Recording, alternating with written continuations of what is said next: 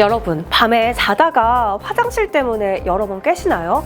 이런 증상을 야간요라고 하는데요. 야간요는 단순한 습관이 아니라 방광기능 저하, 수면 문제 혹은 특정 질환과도 관련될 수가 있습니다. 특히 하룻밤에 2번 이상 반복이 된다면 몸이 망가지고 있다는 신호일 수 있는데요. 오늘은 우리의 일상을 무너뜨리는 야간요의 원인과 그리고 해결 방법에 대해서 자세하게 알아보겠습니다. 구독과 좋아요 부탁드릴게요. 꼭이요. 여러분 안녕하세요. UL의 MC 조승연입니다. 여러분 혹시 이런 경험 없으세요? 오늘은 진짜 푹 자야지 다짐했는데 새벽 2시, 4시 눈이 번쩍 떠집니다. 갑자기 찾아오는 이 화장실 욕구. 결국 터덜터덜 화장실 다녀오면 잠은 다 달아나고 다음 날은 피곤함이 폭발하죠. 오늘은 이 야간요에 대해서 김강섭 원장님과 이야기 나눠보도록 하겠습니다. 원장님 안녕하세요. 네, 안녕하세요. 네, UL 비뇨의학과의 김강섭입니다. 사실 원장님과 제가 실제로는 처음 뵙지만 저는 원장님을 전부터 알고 있었습니다. 김 원장님을 만나면 고민이 뻥 뚫린다 이런 명성이 자자하던데요. 그래서 오늘은 제가 시청자분들을 대변해서 고민을 한 보따리 들고 왔는데 그 고민 들으실 준비 되셨죠? 많이 부족하지만은 우리 시청자분들한테 많은 정보를 전달할 수 있도록 저도 최선의 노력을 다해보도록 하겠습니다. 네, 그럼 제가 오늘은 원장님 옆에 딱 붙어서 전문 용어는 쉽게 풀어내고 궁금한 건 낱낱이 파헤치는 시청자 대변인 역할을 제대로 해보겠습니다. 그럼 원장님 본격적으로 시작해볼까요? 네, 시작하시죠. 구독과 좋아요. 밤에 한 번 정도 깨는 건 다 그렇지 않나? 라고 말하시는 분들도 많으시더라고요. 이 야간요를 정말 질환으로 볼 수 있는 건가요? 야간요 자체를 질환으로 보기 좀 어렵고요. 네. 어떤 원인에 의해서 발생하는 이제 증상, 현상이라고 볼 수가 있겠습니다. 그래서 원래는 야간요는 이제 한 번 이상 깨는 것을 갖다가 야간요라 정의를 했었었는데 한 번 정도는 특별한 이유 없이도 깨는 경우가 많이 있어서 현재는 의학적으로는 하룻밤에 2번 이상 깨는 경우를 갖다가 이제 야간요가 있다라고 저희들이 표현을 하고 있고요.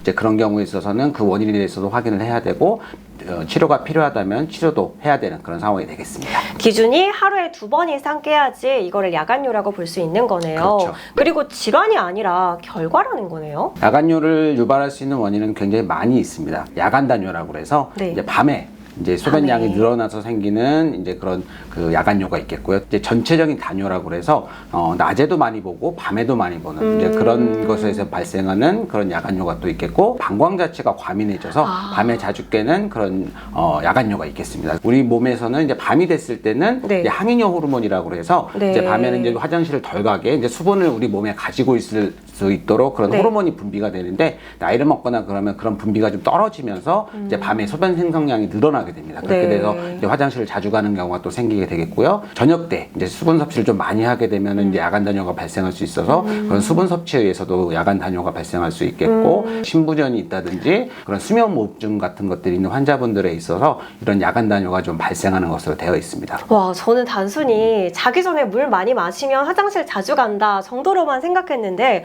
원인이 생각보다 굉장히 다양하네요. 세부적으로 보면 굉장히 많은 원인들이 있는 것으로 되어 있습니다. 그런데 제가 알기로는 이 야간요가 남성분들이랑 조금 더 연관이 되어 있는 질환이라고 들었어요.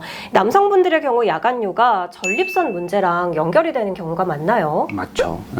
왜냐하면 이제 중년 남성에 있어서는 이제 전립선 비대증이 이제 흔한 질환이기 때문에 결국 이제 보통 저희들이 전립선 비대증이 한 50대 정도부터 이제 시작이 된다라고 얘기를 하는데 결국 이제 나이를 더 들어감에 따라서 이제 결국 전립선 비대증의 그런 유병률은 더 올라가기 때문에 전립선 비대증 환자들은 뭐 계속 증가하고 있는 그런 상황이 되겠습니다. 나이가 들수록 전립선 비대증의 확률이 더 높아진다라고 하셨는데 그런데 이 나이와 전립선 비대증은 또 어떤 연관관계인지도 살짝 궁금합니다. 남성 호르몬의 변화가 생기게 되면은 이제 전립선 자체가 이제 커지는 방향으로, 그러니까는 그 호르몬의 변화 자체가 전립선 자체를 커지게 만들어서 이제 전립선 비대증을 유발한 것에 돼 있어서 결국 나이가 들어감에 따라서 전립선은 이제 커지는 방향으로 가는 그런 경향을 보이고 있습니다. 그런데 그런데 전립선이 커지면 왜 밤에 더 힘들어지나요? 전립선 자체는 이제 요도를 이렇게 싸고 있는 이제 그런 이제 우리 남자만에 있는 기관이 되겠는데요. 전립선이 커지게 되면은 네. 요도 자체가 이제 압박이 되게 됩니다. 하수도가 좁아지는 거죠. 하수도가 네. 좁아지게 되면은 결국은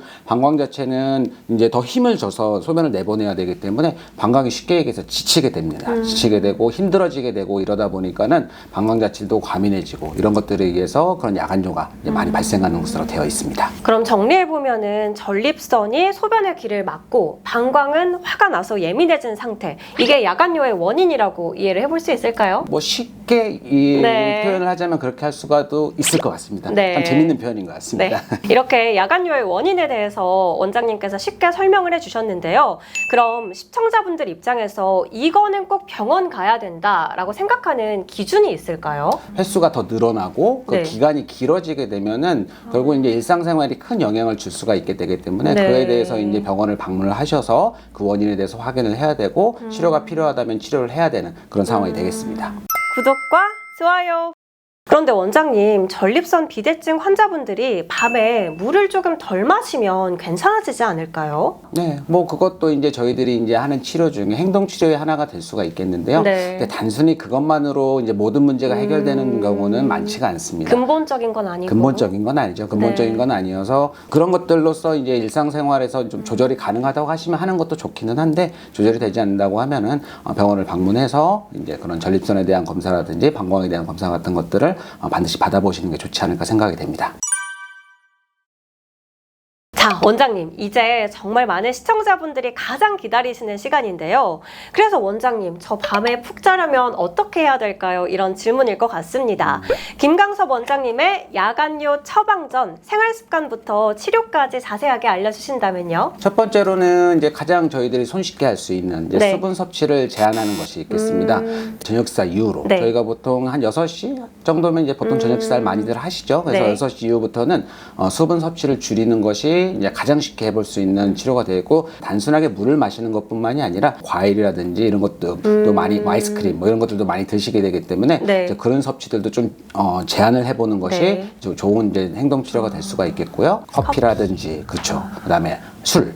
주종하고는 상관없습니다. 어떤 술이든 커피에 들어있는 카페인이라든지 네. 그런 알코올 자체가 방광을 자극을 많이 하게 됩니다. 방광을 자극을 많이 하게 되기 때문에 이런 야간뇨를 더 악화시키고 네. 심화시키는 경우가 많게 되기 때문에 이런 것들은 최대한 제한을 해주는 것이 좋지 않을까 생각이 됩니다. 보통 이런 생활 수칙 같은 게 간단하면서도 사실 은근히 지키기가 어렵잖아요. 이런 생활 수칙을 정말 어렵게 지켰는데도 개선이 되지 않는다면 어떻게 해야 될까요? 그러면 이제 병원을 오셔야죠. 네. 치료가 필요하다면 치료를 시작하는 것이 좋지 않을까 생각이 됩니다. 구독과 좋아요. 네, 우선은 병원에 오라라고 말씀을 그렇죠. 하셨는데 병원에 왔을 때 어떤 시술이나 수술을 하는지도 궁금하거든요. 네, 간단하게 할 수 있는 시술도 있고 그다음에 이제 실제 마취가 필요한 이제 수술 같은 방법들도 있겠습니다. 그래서 뭐 간단한 시술로서는 뜨거운 수증기를 이용해서 이제 전립선을 네. 좀 위축시켜주는 그런 리줌이라는 방법도 있겠고요. 결찰사라 그래서 실 같은 걸 이용해서 전립선을 당겨서 이제 그 공간을 확보해주는 전립선 결찰술 같은 방법도 있겠고 수술 같은 경우에 있어서는 뭐 홀랩이라든지 그런 아쿠아 오블레이션이라고 해서 워터젯을 고압의 네. 물줄기를 이용해서 이제 전립선을 절제하는 그런 수술 방법들도 있겠습니다. 원장님 설명을 들으니까 나이 탓이겠지 하고 그냥 넘기는 게 얼마나 위험한 일인지 확 느껴집니다. 뭐 대부분 이제 환자분들이 이제 나이를 드시게 되면은 네. 이런 증상들은 거의 대부분 생기게 되게 됩니다. 근데 이제 그냥 내가 나이를 먹었으니까는 이건 뭐 그냥 그러니까요. 자연스러운 거다라고 생각을 하시는 네. 분들도 생각보다 많이 네. 있습니다. 근데 그렇게 생각하실 필요가 없이 그냥 집에서 제일 가까운 비뇨기과과 병원을 방문하셔서 네. 전립선이라든지 방광 상태에 대해서 반드시 검사를 받으시고 치료가 필요한 상황이라면 치료를 하시는 것이 그런 일상생활에서의 그런 삶의 질도 올려줄 수가 있고 더 긴 수명을 유지할 수 있는 좋은 방법이지 않을까 생각이 됩니다. 여러분, 오늘 내용 제가 정리해 보겠습니다. 첫 번째, 야간뇨는 단순한 습관이 아니라 몸이 보내는 신호입니다.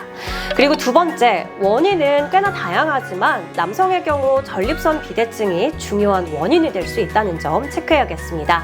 그리고 세 번째, 참지 말고요. 정확한 진단과 치료를 받는 게 가장 중요합니다. 잠이 보약이다라는 말 괜히 있는 말이 아니죠. 오늘 저희가 알려드린 내용 꼭 기억하시고 이제는 푹 주무시길 바라겠습니다. 오늘 영상이 도움이 되셨다면 구독과 좋아요 그리고 알림 설정까지 부탁드리고요. 비뇨기 건강을 지키는 채널 유엘의 쾌뇨드림 다음 시간에도 더 유익한 정보로 찾아뵙겠습니다. 시청해주셔서 감사합니다. 그리고 오늘 좋은 말씀 해주신 김강석 원장님도 감사드립니다. 감사합니다.